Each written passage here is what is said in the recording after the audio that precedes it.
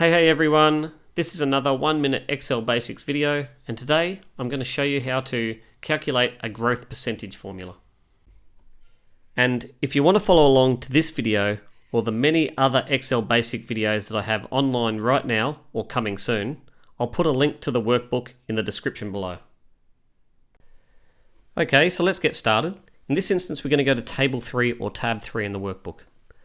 At the top of this tab, we've got a table of sales, a bunch of products on the left-hand side, sales for this year and sales for last year. And what we're going to try and do is calculate the growth percentage of this year's sales versus last year. So let's start with the formula. And this is one of many formulas, but it's the one I like. It's really simple.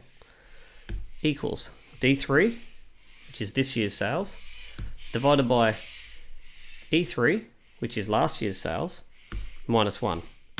Now it's resulted in this decimal point sort of formatted number. I'm just going to change that to a percentage because it makes a lot more sense. So I'm going to select the cell, go up to the ribbon, and you can see down here I'm going to change it from general and change it to percentage. I'm just going to take away one of those decimal points as well, so I'm going to go back up into the ribbon, select this button which is decrease decimal. Now I'll drag that formula down. And you can see it makes sense because the sales for shoes grew 5.4%. But the ones for shirt, they actually lost sales. So the sales last year were higher than this year. So that's decreased. And the result is minus 13.8%. So there you go. That's the growth percentage formula. Hopefully you enjoyed. Please select that subscribe button. See you next time.